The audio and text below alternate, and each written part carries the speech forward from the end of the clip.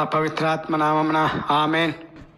గౌరవనీయులైన సహోదరి సహోదరులారా, మీకందరికీ మన ప్రభు అయిన యేసుక్రీస్తు పవిత్ర దివ్యనామమున ఈనాడు వారు మనకు అనుగ్రహించినటువంటి వారి యొక్క దైవవాక్యాల ధ్యానమునకు మీకందరికీ స్వాగతం పలుకుతున్నాను. ఈరోజు మనకు మన ప్రభు అనుగ్రహించినటువంటి సువిశేషము మత్తయి సువార్త 15వ అధ్యాయము 10వ వచనం నుంచి 20వ వచనం వరకు. ఈనాటి సువిశేష వాక్యాల యొక్క ముఖ్య అంశము మనిషిని మాలిన్యపరుచు మాటలు. సహోదరి సహోదరులారా, మనందరికీ తెలుసు, క్రిస్మస్ పండుగ సందర్భమున ప్రపంచమంతా క్రైస్తవ దేవాలయాలు పశువుల పాకలను, క్రిస్మస్ ట్రీలను మిరుమిట్లు గొలుపు అందమైన సుందరమైన వెలుతురునిచ్చు లైట్లతో అలంకరిస్తారు. క్రిస్మస్ పండుగ రోజున దేవాలయాలు క్రిబ్బులు వెలుతురులతో ప్రకాశిస్తూ ఉంటాయి. క్రిస్మస్ కాలంలో దేవాలయాల్ని చూడటానికి 2 కళ్ళు చాలవు. వాటిని అంత అందంగా తీర్చిదిద్దుతారు.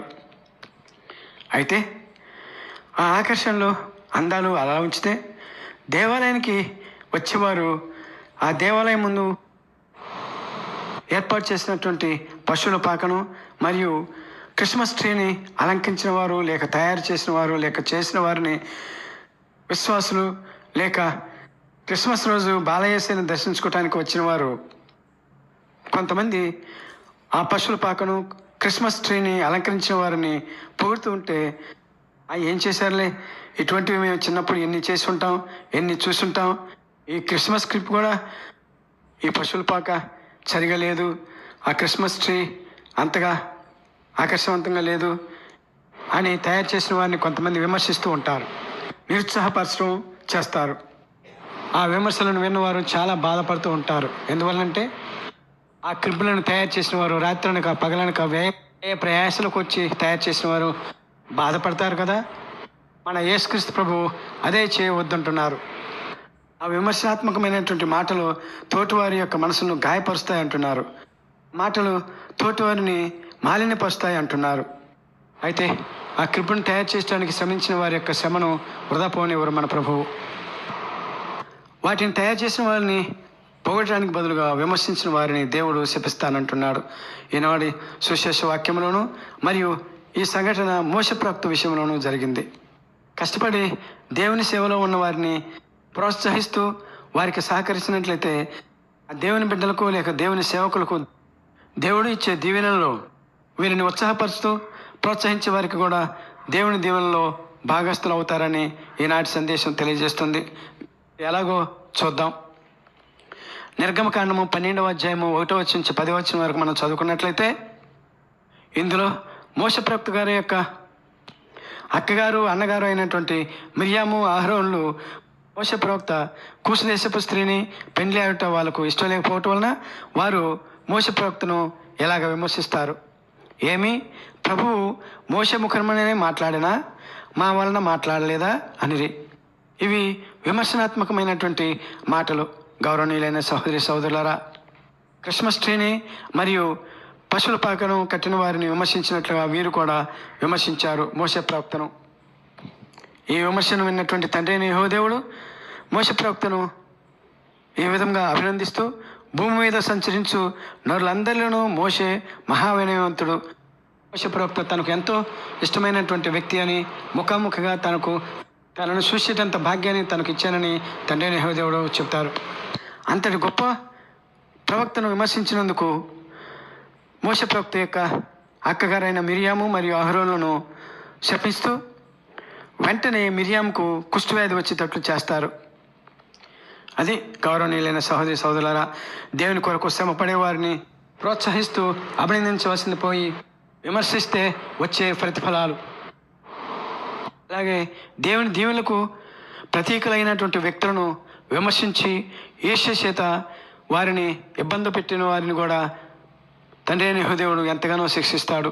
మన పవిత్ర బైబిల్లో అందుకు ఉదాహరణగా మనం సౌలును తీసుకోవచ్చు. సౌలు మహారాజు భౌతికంగా ఆజానుభవుడు మరియు బల్లెం విసరటంలో ఆరితేరినవాడు. అటువంటి రాజు కూడా అసాధ్యమైన దాన్ని దావీదు మహారాజు చిన్నపిల్లవాడు అయిన దేవుని యొక్క శక్తి చేత ఫిలిస్తీన్లలో విజయానుభావుడైనటువంటి గుళియాతును సంహరించి ఇజ్రాయెల్ ప్రజలకు విజయాన్ని చేకూర్చిపెట్టినటువంటి దావీదు మహారాజును సౌలు రాజు పొగడటానికి బదులుగా అభినందించి గౌరవించవలసినది బదులుగా పిల్లవాడు అయినటువంటి గొర్రెలు కాసుకుని దావీదు పైన ఈర్ష్యను పెంచుకుంటాడు. తర్వాత అనేక దుష్క్రియలను చేస్తాడు దావీదును చంపుటకు. దీనితో పాటు సౌలు మహారాజుకు దావీదు మీద ఈర్ష్య పుట్టుటకు మరొక కారణం ఉంది. ఇజ్రాయేలీయులు ఫిలిస్తీన్ల మీద విజయం సాధించినప్పుడు ఇజ్రాయేల్ రాజ్యంలోని స్త్రీలు దావీదు మహారాజును పొగుడుతూ సౌలు రాజును తక్కువ చేసి పాటలు పాడటం సౌలు రాజు వింటాడు. ఆ సందర్భం సౌలు మహారాజు దావీదుపై ఈర్ష్య పెట్టుకోవడానికి కారణమైంది. ఈ విధంగా తండ్రి అయిన యెహోవాదేవుడు సౌలు మహారాజుకు దావీదు ద్వారా ఇచ్చినటువంటి విజయానికి తండ్రి అయిన యెహోవాదేవునికి కృతజ్ఞతలు తెలియజేసుకోవడానికి బదులుగా పిల్లవాడైనటువంటి దావీదు మీద ఈర్ష్యను పెంచుకుంటాడు. అందువలన తండ్రి అయిన యెహోవాదేవుడు సౌలు మహారాజు యొక్క శిరస్సు నుంచి అతని యొక్క రాజకిరీటాన్ని తీసివేస్తాడు. దానికి కారణం ఈర్ష్య. ఇటువంటి సంఘటనలు ఒక్కోసారి మన దేవాలయాల్లో కూడా జరుగుతుంటాయి. ఎలాగంటే జూనియర్ ఫాదర్లు లేక జూనియర్ పాస్టర్లు దేవుని మహిమను ప్రతిబింబించే విధంగా దైవ ప్రేరణ చేత చెప్పబడినటువంటి ప్రసంగాలను విన్నటువంటి ఫాదర్ గారులు మరియు పాస్టర్ గారులు జూనియర్స్ని విమర్శిస్తూ ఉంటారు. వాడని చెప్పాలే, ఆ విషయం మనకు తెలియదా, మేము ఎన్ని చూసుంటాం, ఎన్ని చెప్పుంటాం ఇటువంటి ప్రసంగాలు అని తక్కువ చేసి సులకం చేసి మాట్లాడుతూ ఉంటారు. అటువంటి వారిని దేవుడు ఇవాళ హెచ్చరిస్తూ ఉన్నారు. ఈ మిరియాము అహరోనులను హెచ్చరించినట్లుగా ఇటువంటి సంఘటన మనం ఈరోజు మనకు పవిత్రమైనటువంటి బైబిల్ గ్రంథంలో మత్తయి సువార్త 15వ అధ్యాయము 10వ వచనం నుంచి 20వ వచనం వరకు మనం చదివితే, ఒకసారి ధర్మశాస్త్ర బోధకులు పరిచయులు యేసుక్రీస్తు ప్రభుని శిష్యుల్ని ఈ విధంగా విమర్శిస్తారు.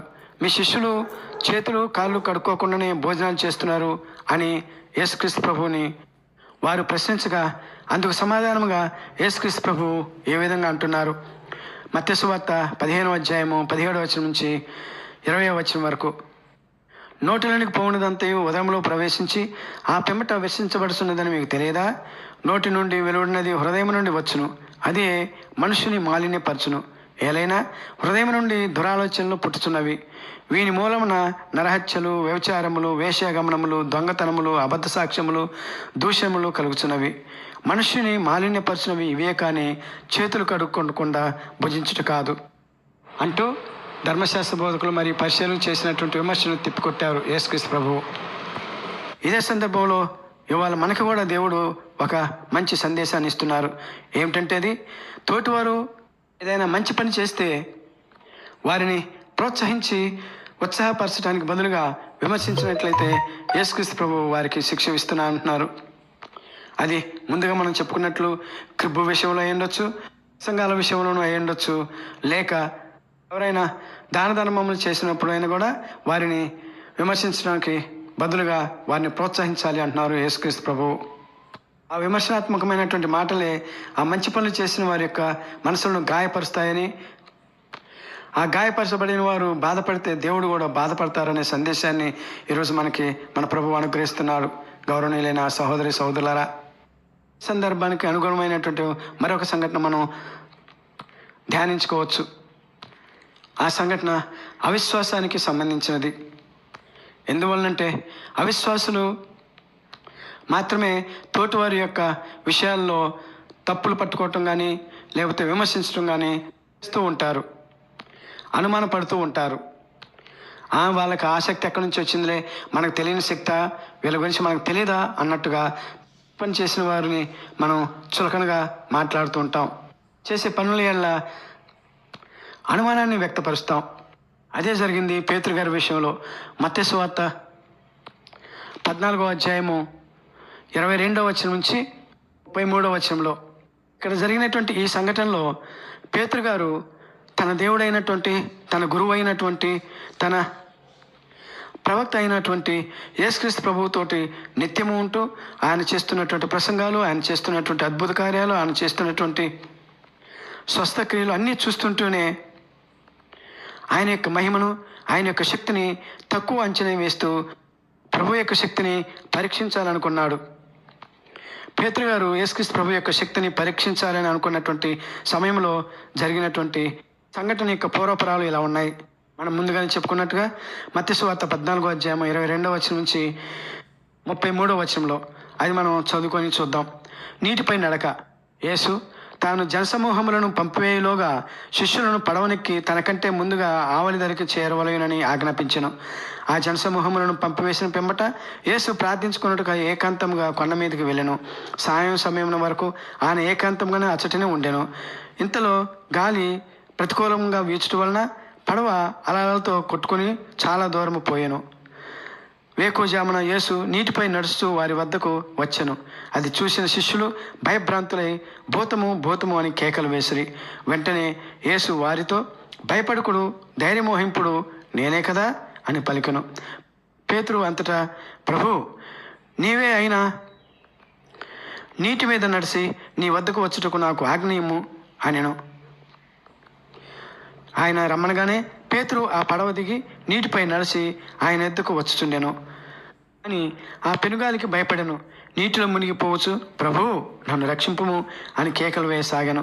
వెంటనే ప్రభువు చేయి చాచి పట్టుకొని, అల్ప విశ్వాసి, నీవేర సందేహించితివి అనెను. అంతటి వారు పడవనెక్కగా గాలి అణిగిపోయాను. పడవలోనున్న శిష్యులు, నీవు నిజముగా దేవుని కుమారుడు అని పలికి ఆయనను ఆరాధించిరి. యేసుక్రీస్తు ప్రభు యొక్క దైవశక్తిని అనుమానించినటువంటి పేతురు గారికి జరిగినటువంటి అవమానకరమైనటువంటి సంఘటన. కాబట్టి దీని ద్వారా మనకు ఈ రోజుటి మొదటి వాక్యం నుండి చివరి వాక్యం వరకు దేవుడిచ్చిన సందేశం ద్వారా మనం నేర్చుకోవాల్సిన నీతి ఏమిటంటే, ఎదుటివారు మనకన్నా చక్కగా పనులు చేసినా, మనకన్నా మంచి కార్యాలు చేసినా, మనకన్నా దేవుని మహిమాన్వితమైనటువంటి కార్యాలు చేసిన వారిని ప్రోత్సహిస్తూ అభినందించాలని దేవుడు ఇవాళ మనకి ఎంతో గొప్ప నీతియుక్తమైనటువంటి సందేశాన్ని ఇస్తున్నారు. గౌరవనీయులైన సహోదరి సహోదరులారా, మనం మాట్లాడే ఆ కొద్దిపాటి ప్రోత్సాహక వాక్యాలు ఆ వ్యక్తులకు ఎంతో ప్రోత్సాహాన్నిస్తూ ఇంకా క్రీస్తు ప్రభు యొక్క లేక దేవుని యొక్క సేవలో కష్టపడే తత్వాన్ని ఇస్తాయి. అప్పుడు దేవుడు వారిని దీవిస్తారు, వారికి ప్రోత్సాహకర వాక్యం చెప్పిన మనల్ని కూడా ఆశీర్వదిస్తారు. ఇక ముగింపుగా చిన్న ప్రార్థన చేసుకొని ఈ యొక్క దైవ వాక్యాన్ని ఇచ్చిన దేవునికి కృతజ్ఞతలు తెలియజేసుకుందాం. పిత, పుత్ర, పవిత్రాత్మ నామమున ఆమేన్.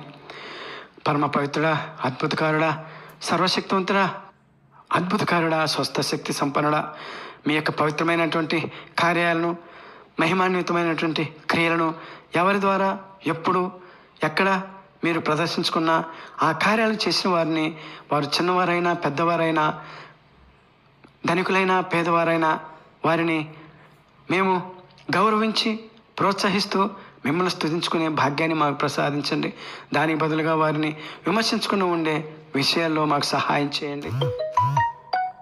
ఆ విమర్శనాత్మకమైనటువంటి మాటల ద్వారా తోటి వారిని మేము మాలిన్యపరుస్తున్నామని, తోటి వారి మనసులను గాయపరుస్తున్నామని, తోటి వారి యొక్క మనసును గాయపరచడం ద్వారా మిమ్మల్ని విమర్శిస్తున్నామని తెలుసుకునే అవకాశాన్ని, సత్యాన్ని మాకు ప్రసాదించమని మేము బ్రతిమాలు వేడుకుంటూ, ప్రభా, ప్రత్యేకంగా ఇవాళ మీ విశ్వాసి సాగర్ మాస్టర్ యొక్క కుమారుడు చిన్న పిల్లవాడికి దేవ రక్తంలో ఇన్ఫెక్షన్ ద్వారా ఆ బిడ్డకు వస్తున్నటువంటి జ్వరాన్ని తగ్గించమని, స్వస్థ పొందే విధంగా ప్రార్థన చేయమని మాస్టర్ అడుగుతున్నాడు ప్రభువా.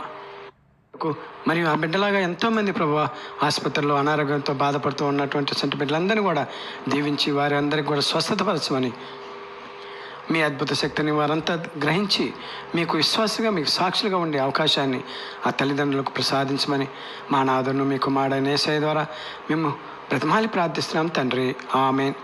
పిత, పుత్ర, పవిత్రాత్మ నామమున ఆమేన్.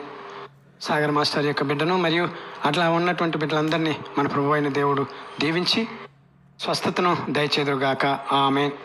గౌరవ సహోదరి సహోదరులారా, మీకందరికీ ఒక మనవి, ఈ యూట్యూబ్ ఛానల్ను సబ్స్క్రైబ్ చేసుకొని ఈ యొక్క వాక్యాన్ని మీ స్నేహితులకు, బంధువులకు పంపి మీరు కూడా మీ వంతుగా దైవవాక్య ప్రచారంలో సహకరించవలసిందిగా మేము మన ప్రభు అయిన యేసుక్రీస్తు దివ్యనామమున కోరుతున్నాను. దేవుడు మిమ్మల్ని అందరినీ దీవించుదురుగాక. ఆమేన్.